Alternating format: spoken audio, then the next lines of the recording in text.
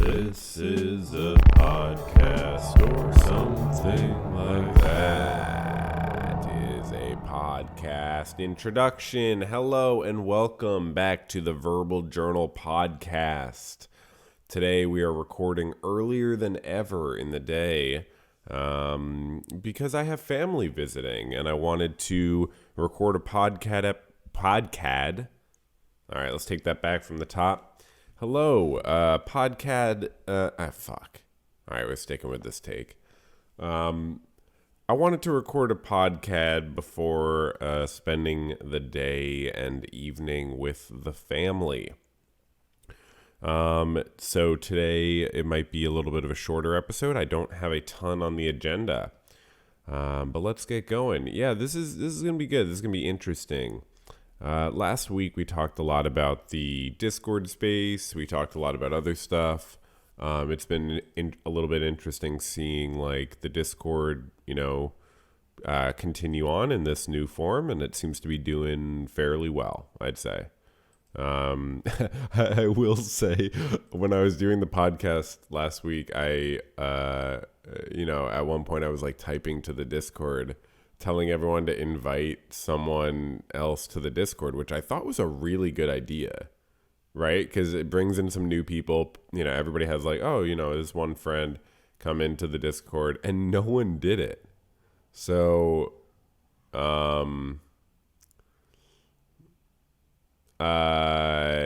yeah. Should I repeat it? Like, I don't know. I feel like that's a little bit much, but yeah, no one invited anyone to the Discord. So I'm just gonna take that as a reality, and we'll move from there. It's not a big deal, obviously, but I do think it was a good idea. Regardless, outside of the Discord, things have been quite nice, I guess, in life. I had a fair bit of work this past week. I saw, I think, like 14 or 15 clients, connected with some new clients, and then I've definitely been productive with the Breaking Bad script in my free time. Probably got like 3 or so days of like solid writing in the last week. There was one day where I did a ton. I must have written like several thousand words. And so, yeah, I won't go too much into it because I don't want to spoil it, but like there's a lot of notes I took, obviously I've talked about, and then I'll get into like a new section. So this week I was writing a fair bit about the idea of like moving on and moving past things, which we talked about a lot with Better Call Saul, and it comes up a lot with Breaking Bad too. So I was sort of comparing how the two shows talked about it and just like looking at these patterns in Breaking Bad, and it's been a fair amount about that. It's a pretty big section, and then before that, there was some other aspects, stuff related to Skylar and Walter, maybe comparing and contrasting with Kim and Jimmy. There's been a lot, and then I do have a lot more sections. So I don't know how much time I'll get to write today, but there's a chance I'll get a few words in before I see my family. But no, probably not a big writing day. And then it's back to the work week. I don't have the busiest week. It's about average. And so should be able to get a fair bit of writing done. Oh yeah, I have a lot of free time on Tuesday and Wednesday relatively. But Monday and Thursday are mad busy. Holy crap, holy. But yeah, that should be good. Definitely happy to be working more. It's like the right amount. And then next week I have a little trip coming up where I'm going to travel to a different city and see a band and hang out. So that should be really fun. I know when I was live on the podcast last week, I got a message from a friend inviting me to a chess tournament, and I was very excited about that. I did realize there's a good chance that conflicts with something else that I didn't realize, so I'm trying to figure out. Might not end up going to that. But anyways, are we recording? Probably. Good. I'm glad we didn't miss any of that. That was very important. Key stuff to be recording. So one thing we forgot to do last week, but it's a new segment on the podcast, is looking at my weekly screen time report. So this week, well, let's look at last week because we didn't look at last week. Oh, wait, what the fuck? I actually don't know how to get it back. Oh, no. No, once I look at it, I don't know how to pull it up again. Okay. Weekly report. Where do you find that?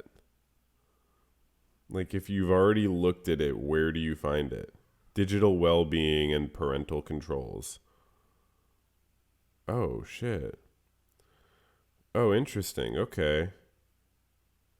No, I don't want to set a timer on those apps. Those are apps I need. Oh, there's focus mode and bedtime mode? Oh, here we go. I found my weekly report. Okay. Can we go to last week, though? Why won't you? You must save it in here. I'm sure you save it in here, phone.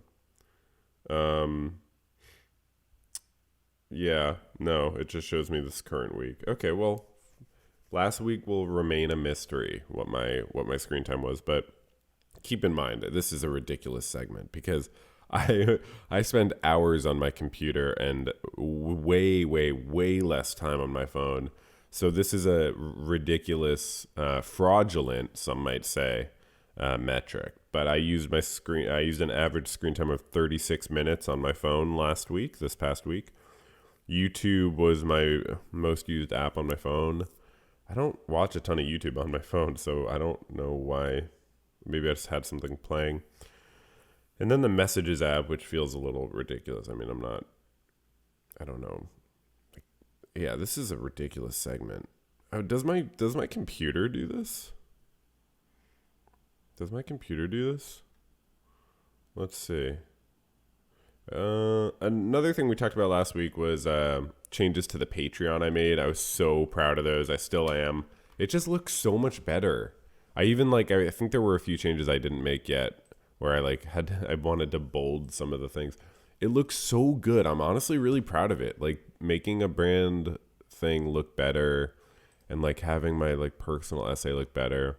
And I've gotten a few new patrons in the last week. So welcome if you're listening to this. This might not be the best episode.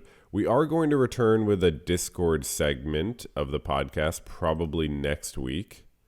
And I'm not sure what that will be. I also announced in the Discord that I want to moderate a debate. So I'm seeing if anyone in the Discord wants to debate each other about something, because I really think I would be good at moderating a debate and it might be fun. So,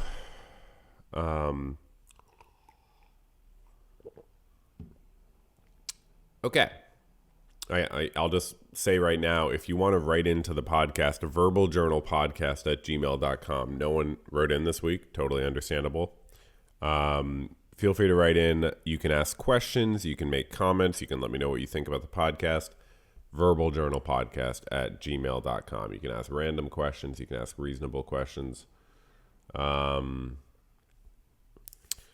Okay.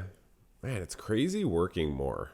Like it is wild, like just like working more in this last month or two and making more money, and it's actually noticeable. Like this past month, I didn't have to worry about rent or my office rent really at all. And that's relatively new, I mean, in the last year. So very cool to me. I don't mean to mention this stuff right after talking about the Patreon, by the way. I've done this before. And I know I don't have to say this, but I'm never trying to like implicitly be like, oh my God, keep giving me money on Patreon. I'm explicitly talking about my job, like my day job, and which does provide me enough to survive. And I'm never like, oh my God, I'm not relying on my patrons to pay my rent. Luckily, because that would not work for me at this time. So never get confused about that. But it is cool working more, making enough to like comfortably. Oh yeah, I got my taxes. I didn't get the refund back, but I got my taxes figured out. and I'm very likely getting a huge refund because I did such a bad job of estimating my quarterly taxes. So I'm going to get multiple thousands of dollars back, which will be helpful. So the government is my biggest patron. My bank says, I guess this is some like, I just have my bank page pulled up and they have some like graphic sort of like thing. And it says, you could retire in 36 years. Are you on target? Bro, what? What? Who reads that and is like, that's okay, 36. Yeah, that's helpful. Yeah, 36 years about. Like, they shouldn't show it if it's above like 10. I'm not saying it's bad to like look forward to your life, but I don't know that I need to have that much of a heads up about retiring. It's not the biggest option in the world, like retiring when you're a therapist.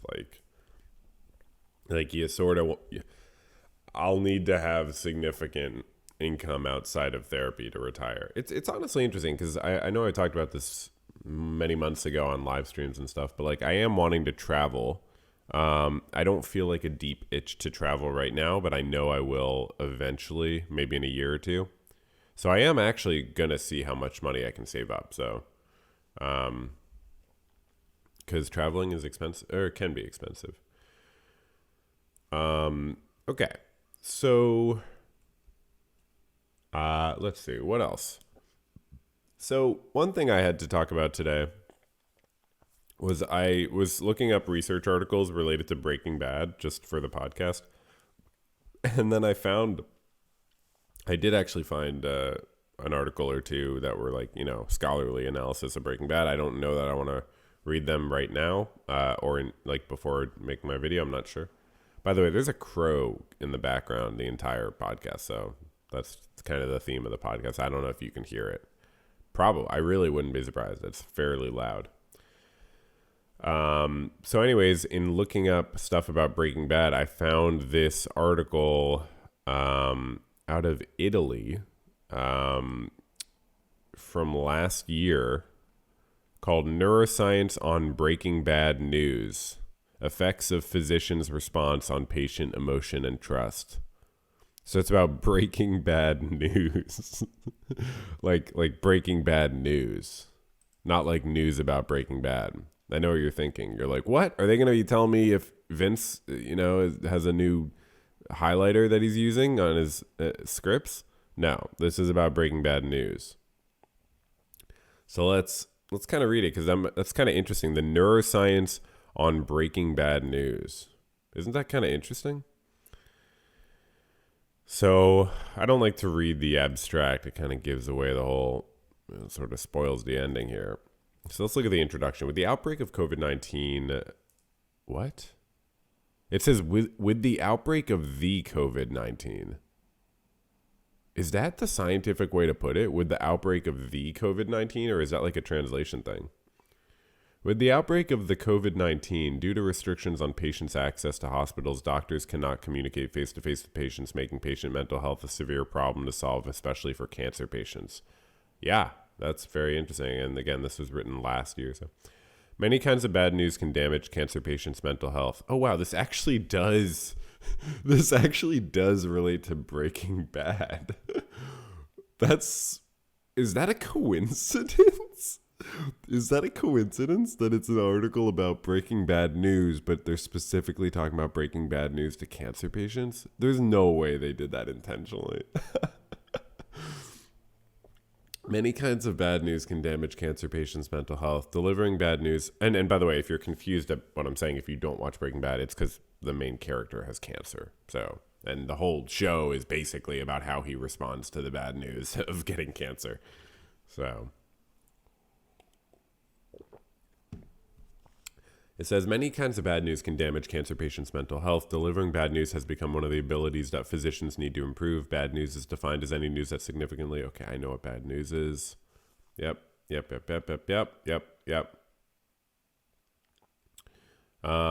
Researchers have explored and created communication strategies Strategies like spikes focus on the effect of empathy response. Okay. Apart from that, the information need spikes is an acronym. I don't know what it means. I mean, do you want to look it up? Spikes, Breaking Bad News. The Spikes protocol for Breaking Bad News has 4 objectives. Okay, I just want to know what it stands for. Setting, perception/perspective, invitation, knowledge, empathy/emotion, summary/strategy. That's cool. I like when they have multiple options. Apart from that, the information need plays an important role in patient satisfaction and decision making. The doctor's authority also has a significant affection for patient satisfaction. I guess they mean like effect on. Argued that patients desired a partnership with the doctor. The responses to the decision making and information dispensation statements were distinctively doctor centered. Okay, let's see. In terms of patient trust, recent research argues that responding to the patient's emotions effectively will increase their trust in the doctor. Okay, I have to laugh at researchers sometimes. I mean, like these people, like, come on. You had to study whether being empathetic with patients is good. I mean, I get it. I'm not like, I mean, it's just kind of ridiculous. Let's see. Hold on. I want to look at the neuroscience part. Let's see. Lots of literature investigates the correlation between EEG activity and behavior. In terms of information processing, one article stated that frontal midline theta activity is related to the cognitive aspect of human behavior, and that theta activity is also associated with working memory action selection in the medial prefrontal cortex. So theta activity is a certain type of brainwave, if I'm not mistaken. One article found that nonlinear amplitude modulation in midfrontal beta oscillation correlated with people's working memory capacities. Nonlinear amplitude modulation. Let's follow that thread. What is nonlinear amplitude modulation? Oh, Google brings up a scholarly. Oh, nice. Okay, it does bring up sort of like Google Scholar responses. Nonlinear. Nope. These are too intense. What is nonlinear? No. Oh, okay. It's showing me non-brainwave stuff. That makes sense. Nonlinear amplitude modulating phenomenon. I hate when my amplitude modulates in a non-linear way. Okay, forget it. We're going back. Okay, I'm going to get a refill of coffee, so I'll do an edit point right here so you don't have to sit around waiting. All right, I'm back. So let's see. In terms of emotion processing, one article introduced asymmetries of parietal alpha power. So alpha is a different type of brainwave. We can look at those different brainwaves maybe later or another podcast. Parietal alpha power indicates arousal and intensity of emotional processing. Besides that, frontal alpha is related to emotion processing. Positive emotion-related emotions... What? Wait. Okay, that's not even a joke. It actually says positive emotion-related emotions were processed in left frontal brain areas, whereas negative emotions engaged right frontal brain emotions. Whereas negative emotions engaged right frontal brain regions. That's really interesting. I didn't actually know that. Positive emotions were processed in left frontal brain areas, whereas negative emotions engaged right frontal brain regions. One article suggested that frontal alpha asymmetry, so that's probably like more alpha waves on one side than the other, had correlation with emotions. Similarly, one article stated that frontal EEG asymmetry is an effective biomarker of emotional reactivity and regulation. Oh, interesting. So different brainwaves on one side of your frontal lobe versus the other is a biomarker of emotional reactivity and regulation. And when they say biomarker, they don't mean cause. They don't mean effect. They mean maybe both. Or it's just like Not both, but like it's just it goes along with it. It's correlated with it. So maybe neither. One article discovered that network connections in the high gamma band are associated with significant differences in pleasant, neutral, and negative emotional states. Another article from a few years ago used EEG signals to detect emotion and find the relevant electrodes for an arbitrarily subject. Okay, they just have some typos in this. For an arbitrarily subject for every emotional state in every frequency band. In terms of trust, one article revealed in repeated interactions, decisions to trust strangers, i.e. identification-based trust, activated the ventral striatum. Okay. And one article states that frontal lobes in the alpha wave have active connectivity and trust. So I guess certain lobes are more involved with creating alpha waves and then have more of a role in trust. Through EEG measurements, we could verify the function of strategies from a neuroscience perspective. So you could say, oh, this strategy is working better for breaking bad news because we can look at the brain waves of the patient and see that they're having a trust response. I mean, this is a little bit dystopian, but like in the future, it's entirely possible that like people are in the hospital and the hospital's like, hey, put on these headsets so we can understand how good of a job we're doing breaking the news to you that you have, inoperable cancer or something. Maybe I'm exaggerating a little bit, but I don't know. You never know. Why? Yeah, I don't know. It just seems like that's possible. Emotion recognition methods based on physiological signals mainly include emotion recognition based on the autonomic nervous system and the central nervous system. Besides EEG method of emotion recognition, researchers tend to apply other physiological signals like electrocardiogram, electromyogram, galvanic skin response, that's I think the electric conductivity of your skin or something, respiration, etc. These physiological signals are in response to the central nervous system and the autonomic nervous system of the human body, in which emotion changes according to Conant's theory from 1927. Wow. There are attempts of applying autonomic nervous system activity in healthcare area, which present a pervasive and unobtrusive system for sensing human emotions based on galvanic skin response signal from human bodies. Okay, so that was the introduction basically. Oh, interesting. Huh. When it comes to the uncertainty of the disease, patients are lacking information about their disease and treatment trajectory, which makes them fear deterioration and death. In terms of self-image, breast surgery and hair loss, like crow's really loud, can make patients question the concept of integrity. Cohen found that women who had BCS, what is that? Not Better Call Saul. Probably not Better Call Saul. Oh my God. Okay, let's go to the conclusion. I shouldn't be laughing about this, but it just happened to be the exact same as Better Call Saul. Okay, let's go to the conclusion. The discussion. All right. Distinguished from existing research, this study investigates the effect of responding strategies and explores the internal mechanism of presenting strategies through neuroscience experiments. From it, we could conclude that physicians could apply strategy. The most important strategy that physicians need to avoid is ERAB. Okay. That's kind of the annoying thing about these articles. It's like you have to go back and be like, what's that mean again? Like, I don't know where I guess you just have to read the whole article. Like, okay, ERAB, Control F. Explicit reduce space active blocking.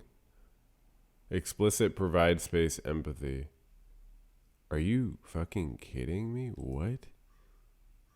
Okay, explicit reduce space active blocking. I mean, come on. I don't know. Refusing to respond to patients' cues and concerns may cause their dislike. Okay. It indicates that patients prefer a patient-centered communication style, not a doctor-centered, when it comes to responding to patients' cues and concerns. This finding is consistent with the effective results of a patient-centered communication style. The controversial finding is the empathy strategy. Okay, because I was going to say that is not a controversial finding. So okay, let's read this paragraph, and then we might move on to something else. The controversial finding is the empathy strategy. In some scenarios, doubt, fear of death, fear of the future, surgery, implicit empathy strategies are not very effective compared to information giving. Yeah, that's interesting. Okay. Indicating that patients need more information instead of blindly empathizing and comforting. Of course, that's not as controversial as I expected. On the other hand, in some scenarios, fear of the future, hair loss, explicit empathy strategies plays an important role in responding compared to information providing. Okay, that's kind of interesting. But I mean, I think the simple explanation is like, so they're saying it's more important to give empathy than to give information when you're dealing with things like fear of the future or hair loss.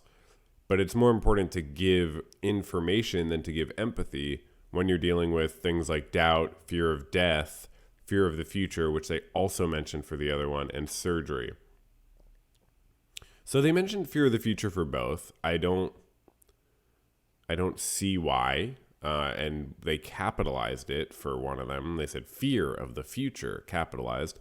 But then the other one they didn't capitalize. So that's fucking absurd. And so they needed someone to give this another look over. But the principle makes sense that like, do people need empathy or do they need information? I think is determined on how much uncertainty they have. If someone's certain, oh, I'm actually fucking either like gonna die way sooner than I expected, or I'm gonna lose my hair, or I'm gonna have to go through surgery or something. Like if it's definite, then they need empathy. I mean, that's not totally true because people still need information for the aspects of it that aren't definite. Like, okay, you'll have hair loss, but you'll be able to do this or something like that. But anything, I mean, this is like a very real challenge that we all face in our day-to-day life too. Like when do we want to just like reassure someone we love versus like help them think through a problem? Maybe like it's sort of similar, like, but the doctors, and obviously there's like a power position of them having so much more information about this stuff. And I mean, there's obviously a lot of issues with like how much time do patients get with doctors? Do they get as much as they want? I mean, this article started by talking about the teleconferencing and sort of how that factors into it. Probably makes it harder for empathy to be felt. And maybe that means that doctors should either try harder or focus more on the empathy, or focus less on the empathy, focus on the information giving if that's more effective. But in general, that is an interesting point to sort of like try to gauge whether someone you're talking to needs emotional support or like concrete critical thinking skills. And I do think that's determined a lot by like whether the person is struggling more with the uncertainty, in which case they might need information, or if they're struggling with certainty. But then again, you can really empathize with uncertainty. Maybe not in this like doctor talking about cancer with a patient thing. But still, people do want empathy for their uncertainty. They also like, if there's information to be transferred, that's sort of the first priority, I guess is how I would think about it. This is a shockingly boring podcast. Like I definitely understand that no one listens to this, but it will pick up. I mean, this is the 8th episode. So we're just getting going. This is just the beginning. Okay, so breaking bad news.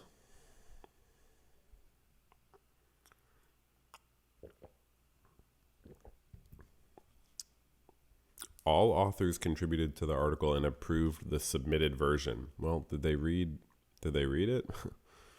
Because the first sentence says, with the outbreak of the COVID-19, which I feel like I've never heard anyone say the COVID-19. It's like, it seems a little archaic.